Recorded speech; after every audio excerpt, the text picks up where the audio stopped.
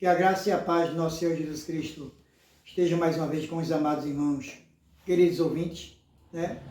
A quem que eu vos falo mais uma vez é irmãozito, da cidade de Limoeiro, o estado é Pernambuco e o país é o Brasil. Se vocês estiverem gostando das pregações, dos estudos, é só acessar aí o meu canal no YouTube, inscrever-se, ao lado direito, botar um dedo no sininho, inscrever-se, e do lado esquerdo colocar um like. Já tem 180 trabalhos do Senhor, tanto pregações como louvores, como também dinâmicas com 10 perguntas e 10 respostas. Tudo na Bíblia. Para dar início ao trabalho de hoje são dia 1 de novembro de 2024.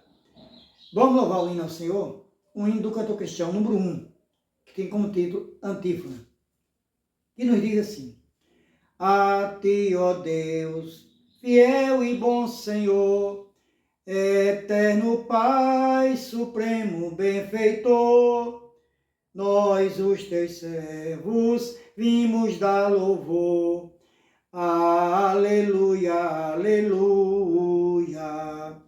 A ti, Deus Filho, Salvador Jesus, da graça fonte, da verdade a luz, por teu amor medido pela cruz.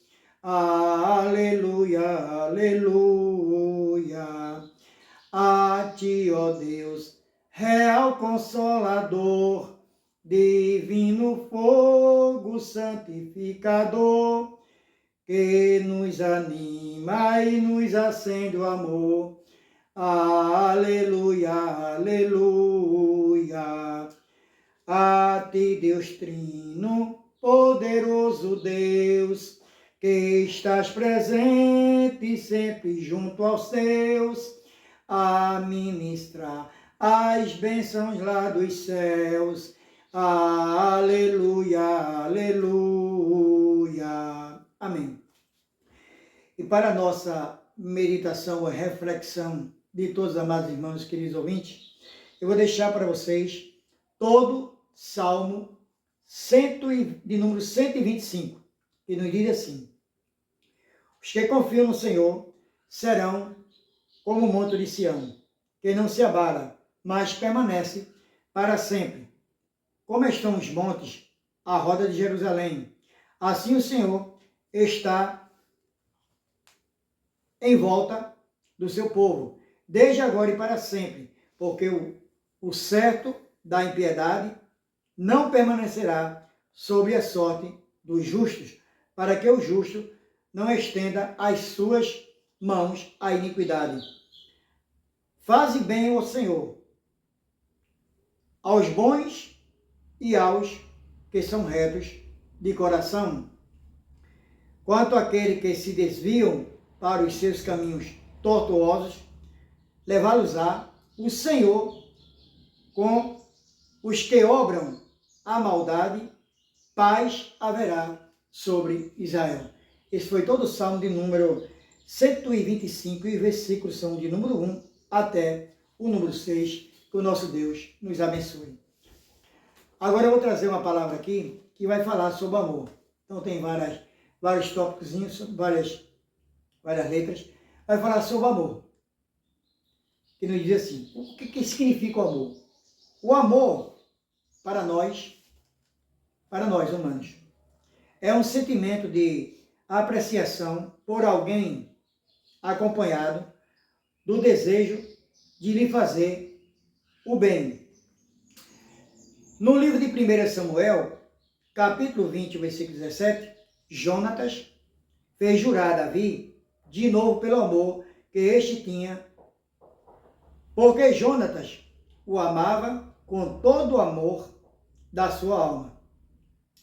Jonatas era o filho mais velho do rei Saul, amigo de Davi, e intercede por ele diante do rei Saul, que era o seu pai. Isso também está em 1 Samuel, capítulo 19, e o versículo de número 1. Então você vê aqui que Jonatas era filho do rei Saul, mas o rei Saul era muito mau para com Davi, né? Sabemos que Davi foi aquele servo de Deus escolhido para ser rei ali, o qual veio matar o gigante Golias, que tinha 2 metros e 85 centímetros de altura. E Jonatas era fiel a Davi. E quando seu pai queria matar Davi, estava perseguindo Davi, ele foi e avisou a Davi. Então, esse amor que Jonatas, filho de Saul, o rei Saul, tinha por Davi, era um amor diferente. Um amor como fosse de um irmão fraterno, um amor verdadeiro, não com falsidade. Aqui na letra B, eu coloquei o amor no relacionamento conjugal. É o amor de duas pessoas que se casam, o homem e a mulher, né?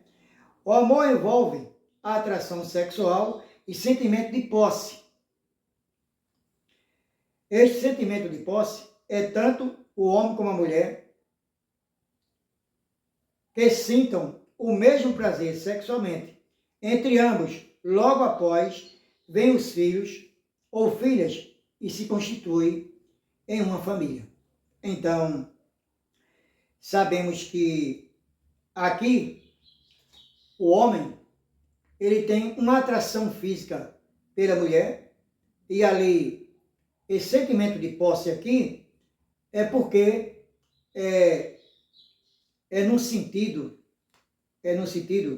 que o homem passa a ser, o homem e a mulher passam a ser uma só carne. Então, essa posse aqui, tanto o homem tem a posse da mulher carnalmente, como a mulher também tem a posse do homem carnalmente, não é? Isso aqui é na parte carnal, por isso que eles se constitui uma família após a sua esposa ter filhos, tanto homens como mulheres, ou dar luz aos seus filhos. Letra C. Deus é amor. Na epístola de João, capítulo 4, versículo 8, eu acredito que seja a epístola de 1 João, capítulo 4, versículo 8, aquele que não ama, não conhece Deus, pois Deus é amor. Aquele que não ama o próximo, também não pode amar a Deus, porque o próprio Deus, ele é amor. E sabemos disso. É um Deus amoroso e misericordioso que tem por toda a humanidade, por toda a criatura que ele fez. Letra D. O amor de Deus é a base da aliança, fundamento de sua fidelidade. Está escrito no livro de Jeremias, capítulo 31, versículo 3, que diz assim: de longe se me deixou ver o Senhor, dizendo, com amor eterno eu te amei, por isso, com benignidade te atraí. Então, esse amor que Deus tem para conosco é um amor eterno, é um amor espiritual. E tão grande é o amor e a benignidade do nosso Deus que nós não podemos comparar por qualquer amor aqui, tanto na parte carnal que Deus fez o homem e a mulher, mas também na espiritual, os quais tem ali os seres espirituais que servem a Deus, né? Os anjos, os arcanjos, querubins, serafins, mas todos eles obedecem ao nosso Deus, que Deus é bom o tempo todo, e o tempo todo Deus é bom. Letra D. O amor de Deus é a razão da eleição.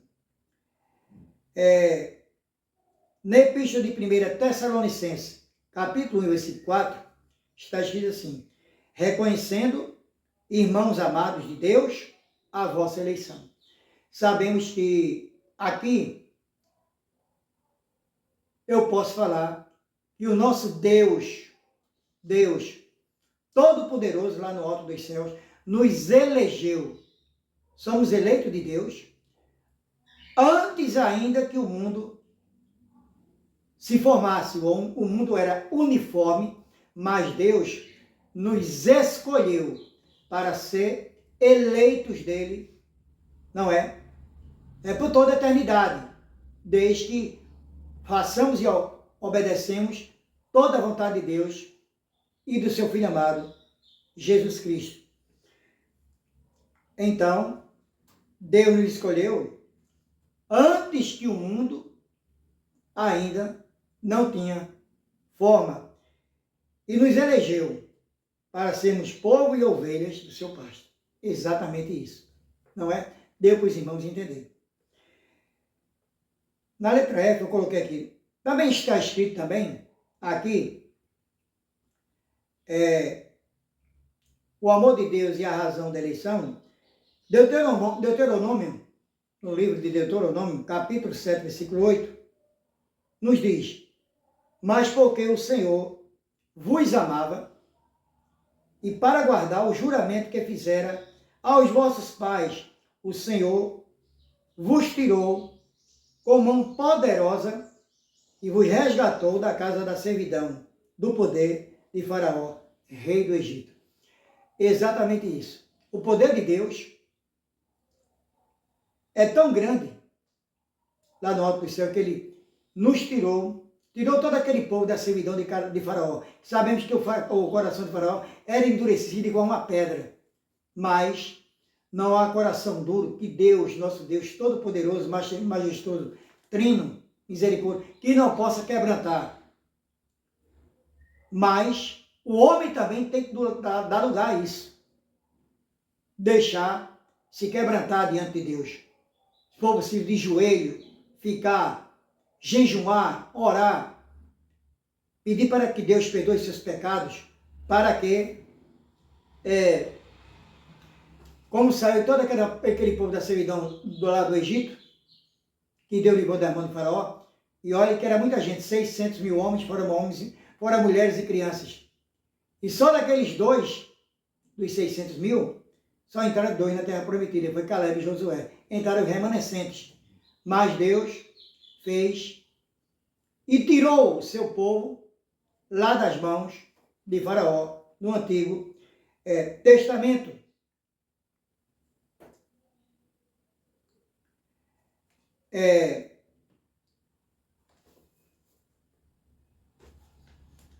Letra G.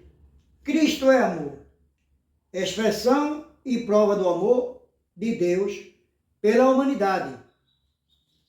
Esse versículo que eu vou dizer aqui agora, os irmãos conhecem, decor, biblicamente, até quem não é crente também conhece. No Evangelho de João, capítulo 3, e o versículo 16. Porque Deus amou o mundo de tal maneira que deu seu Filho unigênito, para que todo que nele crê não pereça, mas tenha a vida eterna. Só Deus tem esse amor inigualável, incomparável.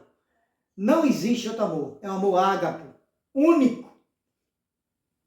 E também espiritual, qual o seu pai do seu filho, né? Para vir aqui na terra, nas suas duas divindades, a carnal e espiritual, para que ele pudesse, seu próprio Pai, o nosso Deus Todo-Poderoso, entregou Jesus Cristo para morrer na cruz do Calvário, para a libertação dos nossos pecados e ser salvo através da pessoa de Cristo Jesus. E junto formam a Trindade, Deus Pai, Deus Filho, e o Espírito Santo é quem faz a lavagem por dentro do homem, retirando todo o mal, todo o pecado. Aí sim o homem começa a servir a Deus e a Jesus. É a regeneração, é o começo de tudo. Mas para isso, temos que dar um passo para Cristo Jesus, para nos libertar e salvar dos nossos pecados. Esse amor de Deus para conosco é inigualável, como eu falei. O amor ágape, único. O único Pai que deu seu Filho para uma morte de cruz, que nenhum pai aqui humano, eu acho que daria, eu acredito que não daria seu filho para ser morto em prol de muitos aqui, não é? E isso é uma verdade que já vem de muitos anos. O amor é a mais elevada qualidade cristã. No livro de 1 Coríntios capítulo 13 e também o versículo 13 nos diz assim: agora, pois, permanecem a fé, a esperança e o amor. Estes três, porém, o destes, o maior é o amor. Entre esses três permanece o maior, que é o amor. Então, sabemos que a fé e a esperança têm que acompanhar também. Mas o amor é o maior sentimento dos três. Outro subtópico também. Devemos nortear todas as relações da vida com o próximo e com Deus. O que é nortear?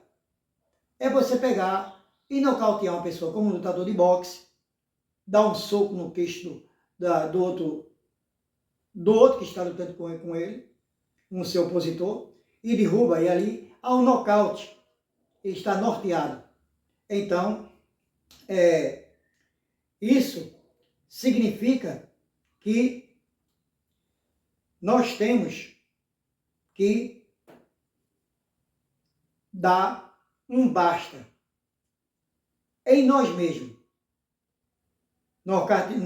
Dar um nocaute através da nossa vida para com o próximo, que está bem perto de nós, e com Deus também.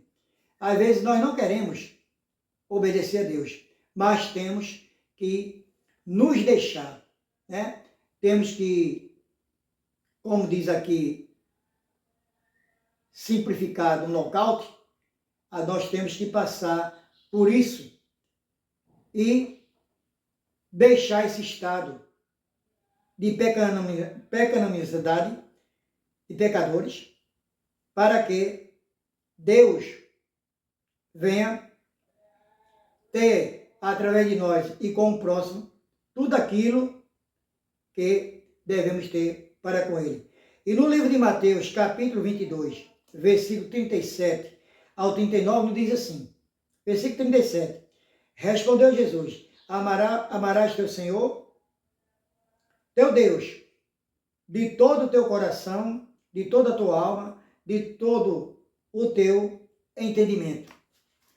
Esse versículo é o 37 do capítulo de Mateus, número 22.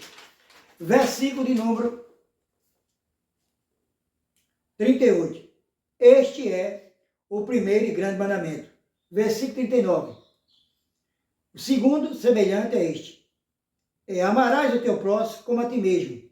Nós temos que amar o próximo como a si mesmo. Isso está muito difícil, de você amar o próximo. Tem muitos que amam o próximo. Mas, às vezes, nós não fazemos isso, não é? Vemos uma pessoa, um próximo, passando necessidade, tanto na parte material, às vezes passando fome,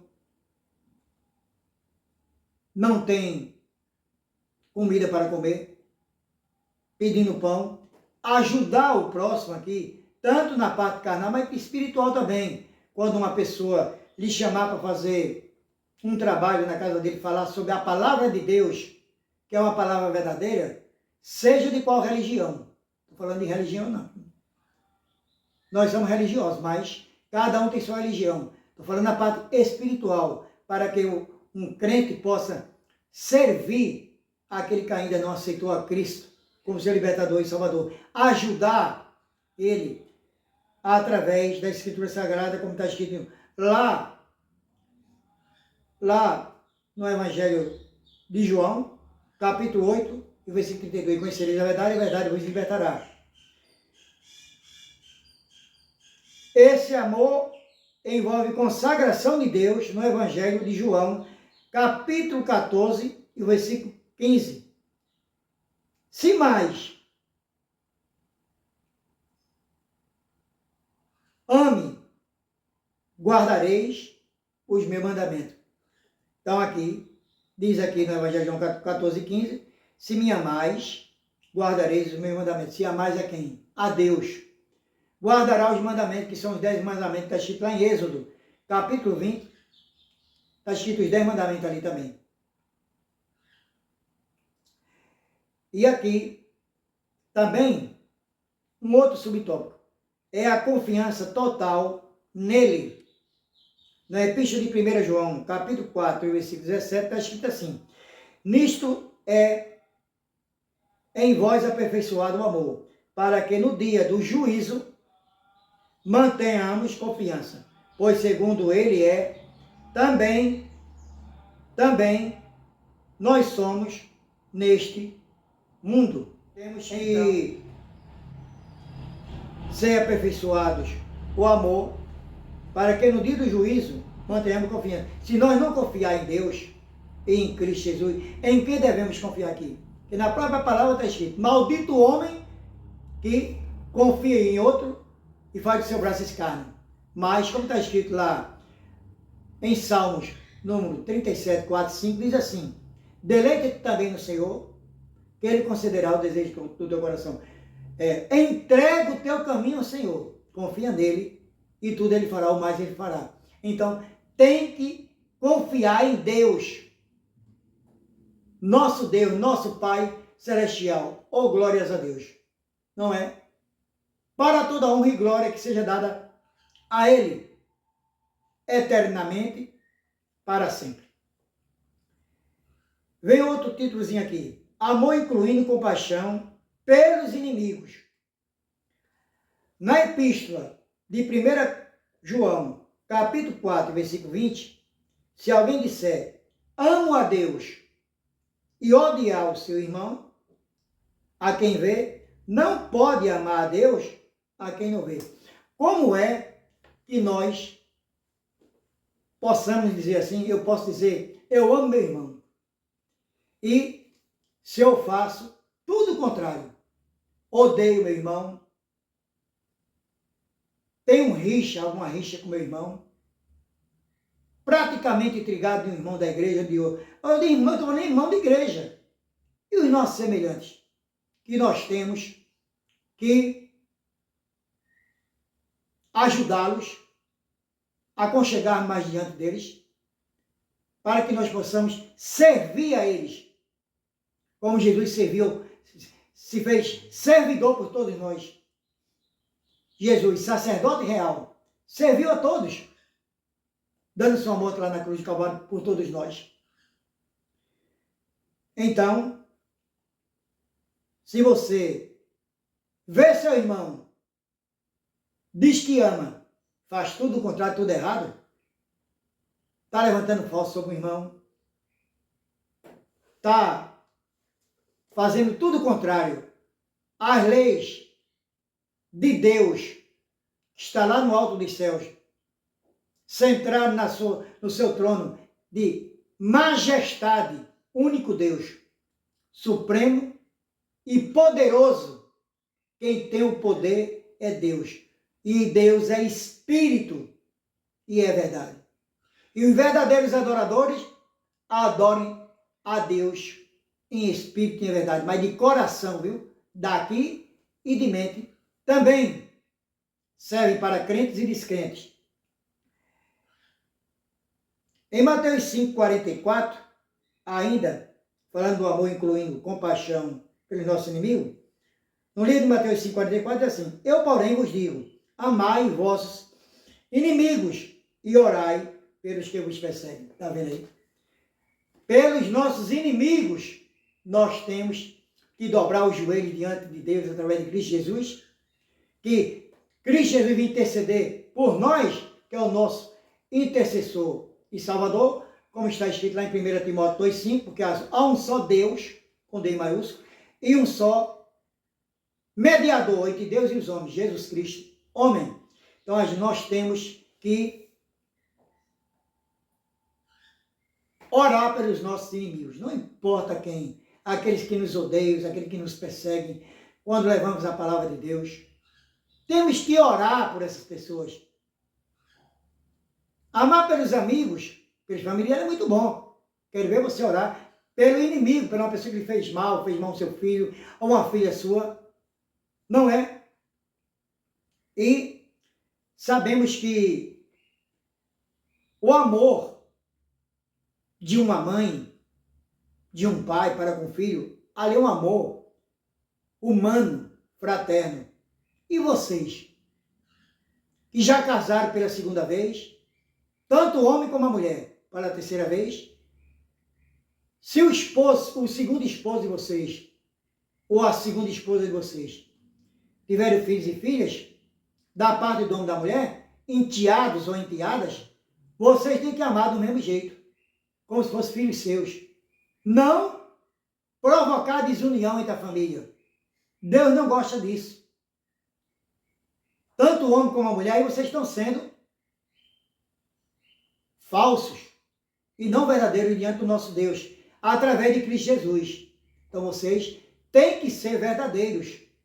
Eu também aqui. Eu tenho que perdoar aquele que me fez mal, porque senão eu não vou ganhar o reino dos céus, não. Sou eleito por Deus, pelo nosso Deus. Escolhido, eleito antes da fundação do mundo. Mas eu tenho que fazer, acompanhar essa trajetória até a segunda vinda de Cristo.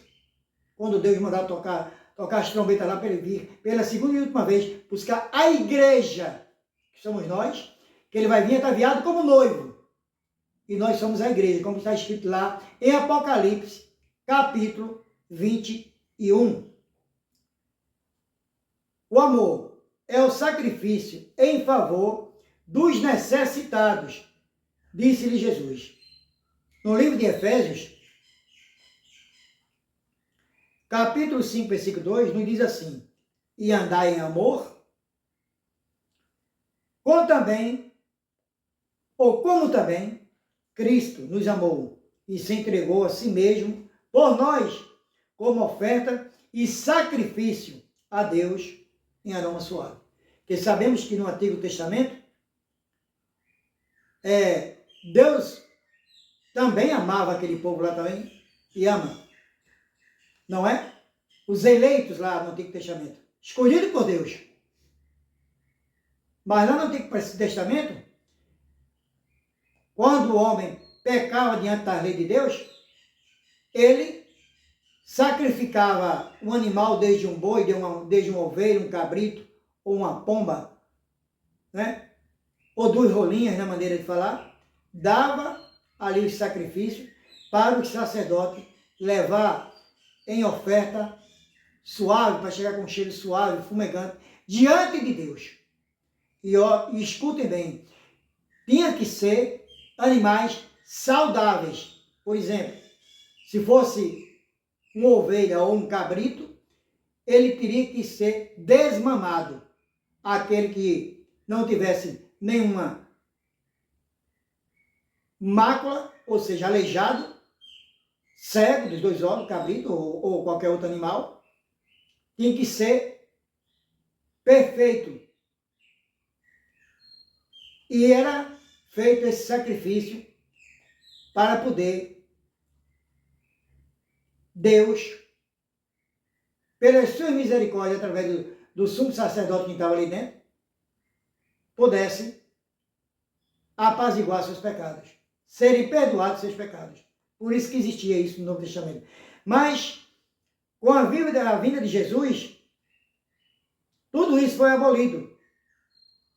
Como eu disse aqui, no livro de Efésios, capítulo 5, 2. Andai em amor, como também Cristo nos amou, e se entregou a si mesmo por nós, como oferta a sacrifício a Deus em aroma suave. O sacrifício de Jesus aboliu toda a lei. Não é que extinguiu. Está extinta a lei, não. Os 10 mandamentos permanecem para nós obedecer. Mas, após Deus mandar o seu próprio filho aqui, que deu a morte na cruz do Calvário, ele botou uma pedra em cima de todo aquele sacrifício. Nenhum animal precisou mais ser morto para sacrificar o seu sangue para ser oferecido a Deus, o animal lá em oferta suave. Não! O próprio Filho de Deus se fez uma ovelha muda e foi até o matadouro na cruz do Calvário, fez pecador por nós, derramou todo o seu sangue lá na cruz, para que nós pudéssemos ter acesso à salvação. Isso porque nós éramos e ainda continuamos sendo pecadores. E Deus mandou seu único filho para esse motivo. E na primeira epístola de João, capítulo 3, 16, nos diz assim: nisto conhecemos o amor que Cristo deu a sua vida por nós. Devemos dar a nossa vida pelos nossos irmãos. Quem é de nós hoje que pode dar a vida pelo irmão? Os apóstolos ou os discípulos morreram todos com mortes trágicas. E muitos irmãos saem daqui como evangelistas ou até mesmo missionários para outros países, e esses dão a vida dele pelo Evangelho de Cristo e também para os seus irmãos. Eles morrem pelas Santas Escrituras. E vocês sabem disso. Como o apóstolo Paulo diz aqui, no livro de João, no Evangelho de João, capítulo